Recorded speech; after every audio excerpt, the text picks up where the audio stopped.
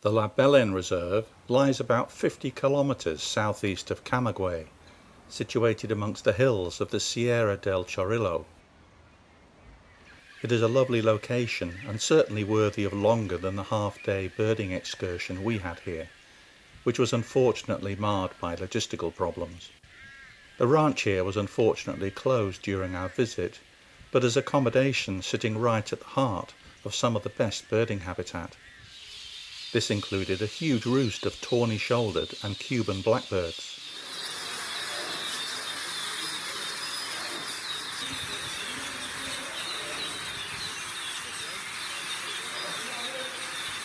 One of the target birds here is palm crow. They are sometimes treated as an endemic species, but apparently they differ little from the form also found on Hispaniola. Longer winged and shorter tailed than the Cuban crow, they are also usually less arboreal. The call is also different, being a short single note, as opposed to the noisy chattering Cuban crows.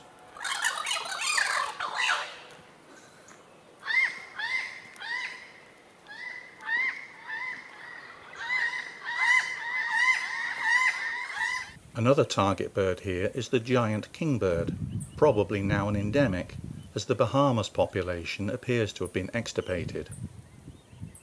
It is much stockier, larger headed and heavier build than the loggerhead kingbird, which was also quite numerous here.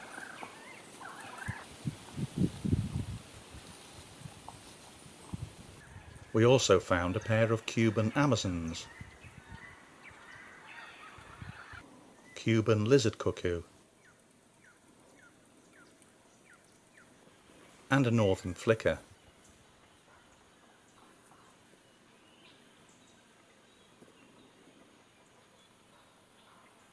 Whilst other endemics here included more Cuban pygmy owls.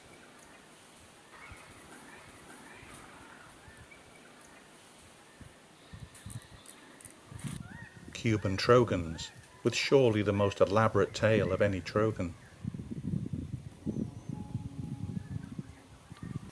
And Cuban toadies.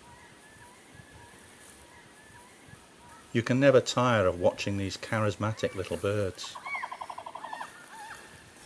Pale blue eyes show these to be adults.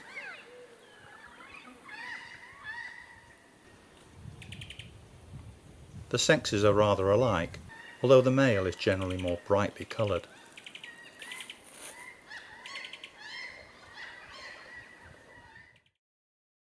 Our final destination was Cayo Coco, the most developed of a line of keys off Cuba's northern coast, linked to the mainland by a 27-kilometre long causeway.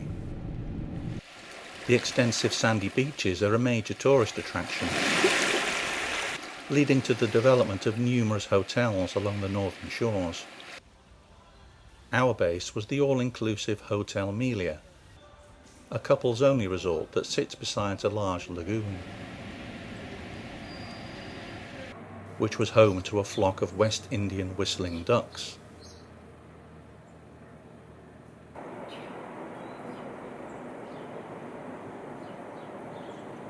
They can be hard birds to see in Cuba, so having them right outside our balcony on a daily basis was a real bonus. Sometimes they would come into the shallows to feed on their favourite algae.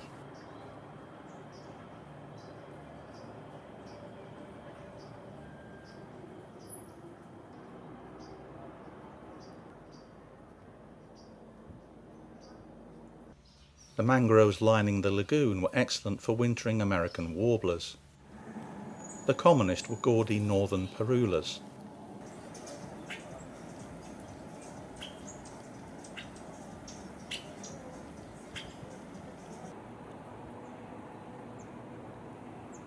Interestingly, many seem to be first winter birds, still showing some green fringing to the flight feathers.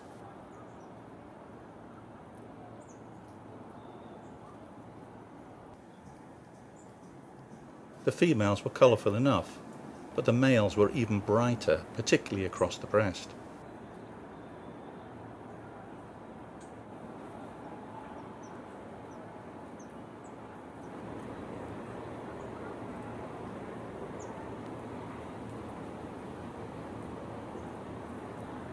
a single female Cape May warbler, still in winter plumage.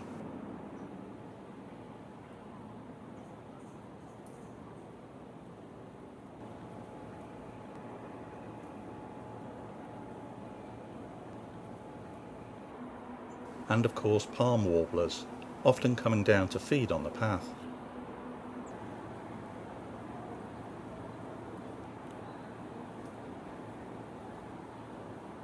More unusual, however, were some local rarities. Firstly, Nashville warblers.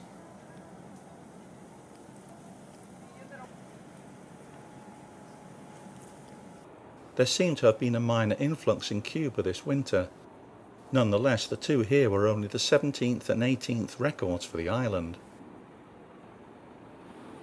One individual was much brighter overall, and showed some rufous in the crown, indicating a male.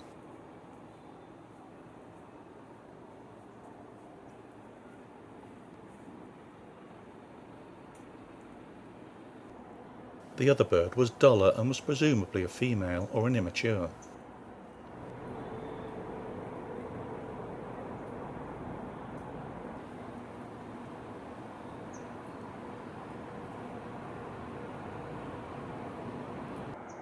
And there was also this orange-crowned warbler, only the 9th ever for Cuba. The grey crown suggests it's a female.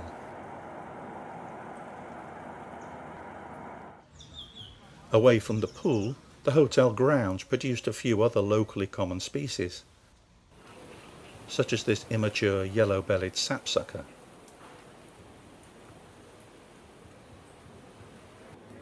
northern mockingbird. Those in Cuba are of the paler Greater Antillean race, Cuban pewees,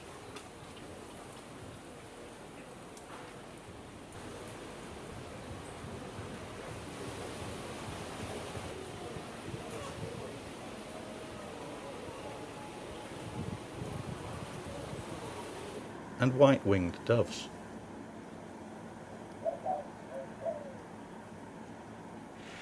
Not far from the hotel, the beach at Los Corrales was a good spot for shorebirds, the highlight being up to 3 wintering piping plovers.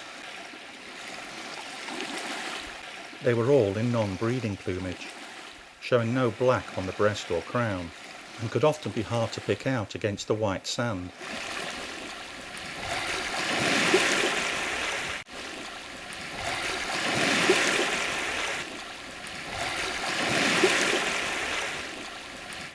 There were also grey plovers.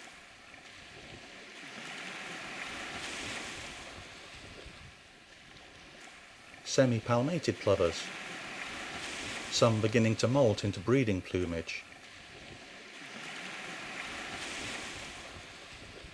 and others still in winter attire. Plus ruddy turnstones.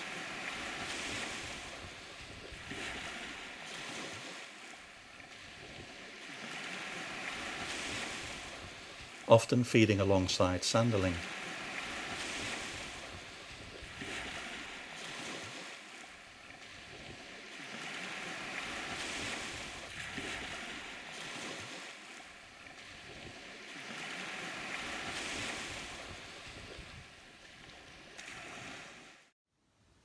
Further afield to the west, the Wild Boar Cave is a popular local nightclub.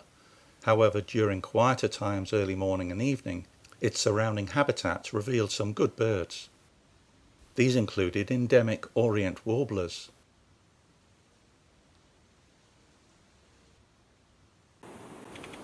Cuban toady, Cuban vireo, one of the commonest endemics, but tricky to see well.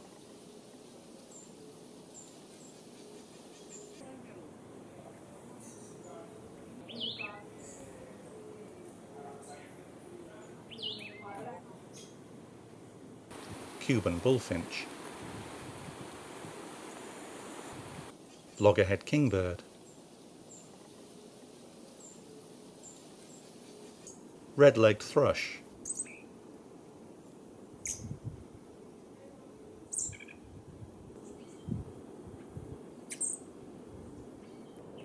western spindalis feeding on fruiting bushes. The male really is a striking bird.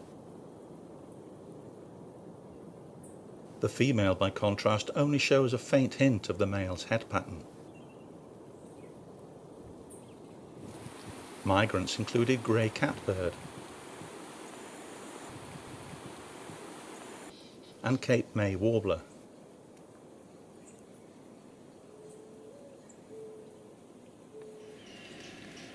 Alongside a few buildings behind the caves, a couple of feeding and drinking stations have been established. These regularly attract Key West quail doves, a species that is otherwise hard to see in Cuba. Males are generally brighter above and paler below.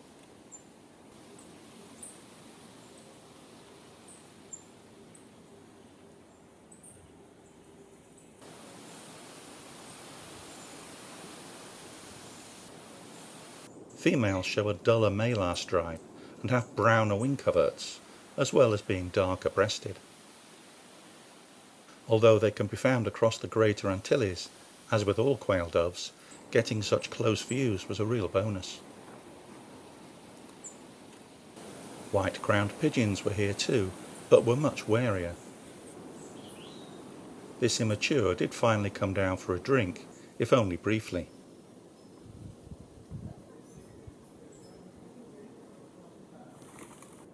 This adult has a much more obvious white crown and neck markings. It also eventually came down to the water bowls.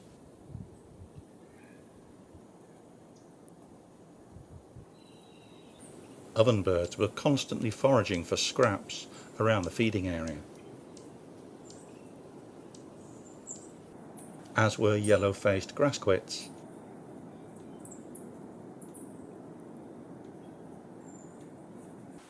On one visit, a pair of Cuban sparrows put in an appearance. The race here on Cayo Coco has a darker rufous crown and a bolder face pattern than those seen in Zapata.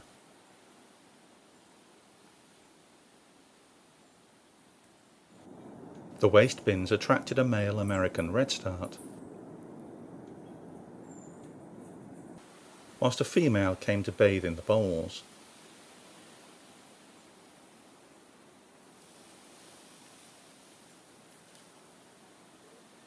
As did a female black-throated blue warbler. A male preferred to forage around the buildings.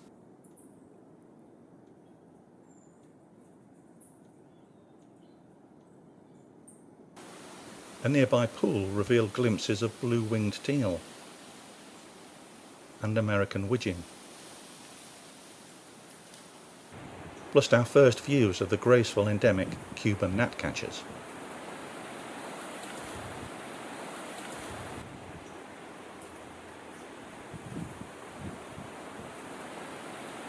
West again along the road to Cayo Guillermo, the island's water treatment plant has a rather smelly but bird-rich pond.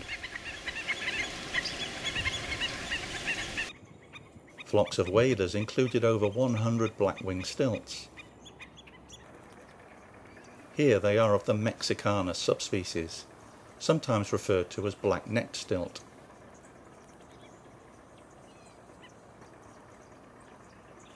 The stilts breed in Cuba, but most of the other waders were winter visitors and included a mixed flock of lesser yellowlegs, stilt sandpipers and short-billed dowitchers.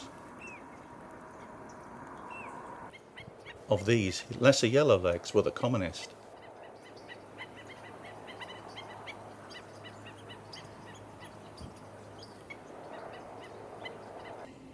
With fairly good numbers of stilt sandpipers, all in winter plumage.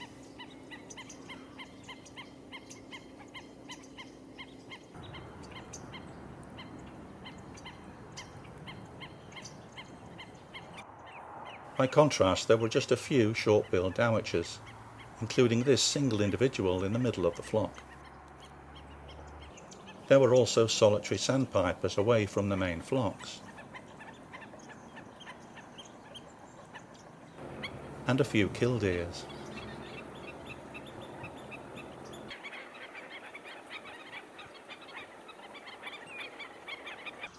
Most of the waterfowl were blue-winged teal.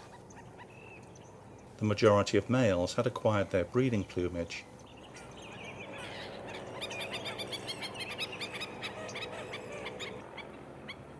Other presumed first winter individuals were still in the process of developing the distinctive white facial crescent.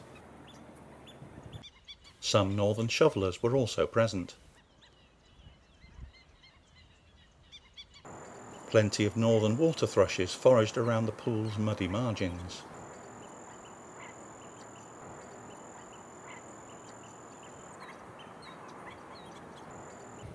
A few dead trees in the middle of the pool provided perches for turkey vultures,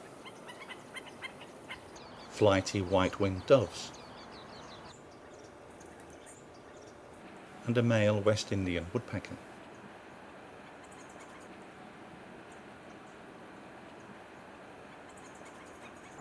Around the margins of the pool were Cuban pewees, along with good numbers of American warblers, including this female prairie warbler.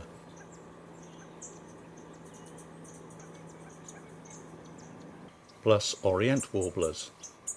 These are the northern and eastern counterpart of the yellow-headed warbler, the two species being the only members of their family and endemic to Cuba. Driving east from the hotels, a bridge separates Cayo Coco from Cayo Romano. There can be lots of activity here during a rising or falling tide. Cave swallows nest under the bridge. Overhead were magnificent frigate birds. And western ospreys, here of the pale-headed Caribbean race. Clapper rails inhabit the adjacent mangroves, and this one was lured out onto the side of the road.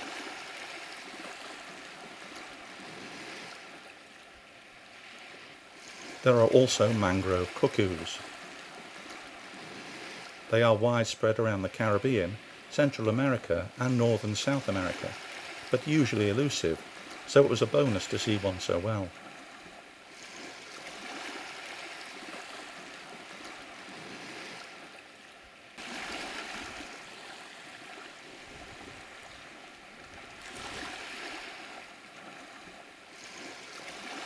Scrubby habitat alongside the dirt road across Cayo Romano produced more Cuban sparrows.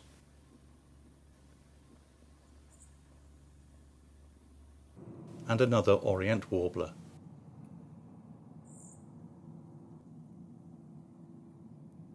Tidal lagoons revealed an array of wading birds, including greater yellowlegs, white ibis, tricoloured herons, and little blue herons, the latter including white juveniles.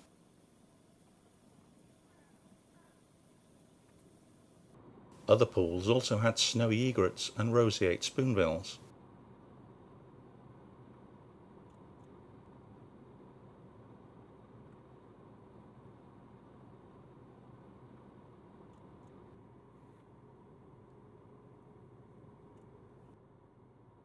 Feeding with the spoonbills was a white morph reddish egret. Interestingly, most of the reddish egrets here were of the white morph. This one had a few red-breasted mergansers in tow. Dark morphs seem to make up less than 25% of the population.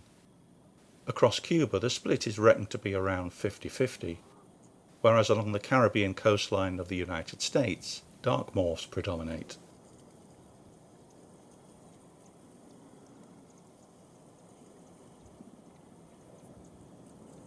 Short-billed dowitchers were the commonest waders on the shallower lagoons.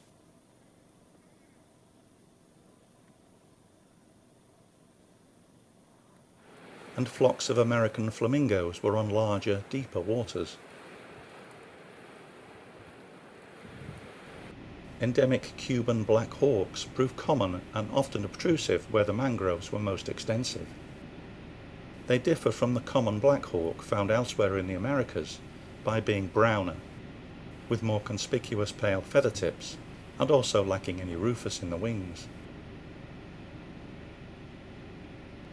A few crested caracaras were in the same general area. North of Cayo Romano, a track leads to the distinctive lighthouse at the tip of Cayo Paridon Grande.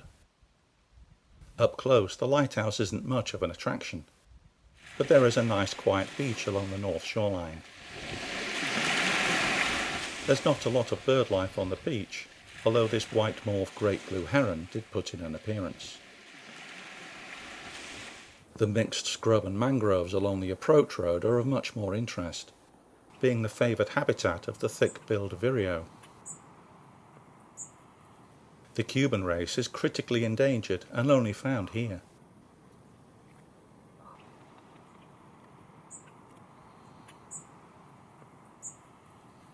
Dapper-looking loggerhead kingbirds are also here, but are not the other main target species.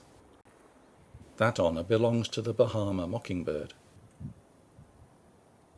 They are becoming increasingly hard to find in Cuba, thanks to the habitat destruction and territorial encroachment by the smaller but more aggressive northern mockingbird.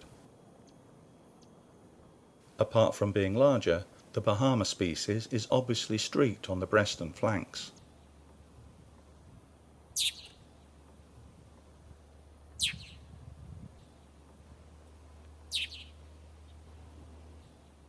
Back at the hotel, the glorious sunsets were the perfect end to the day out on this wonderful birding island.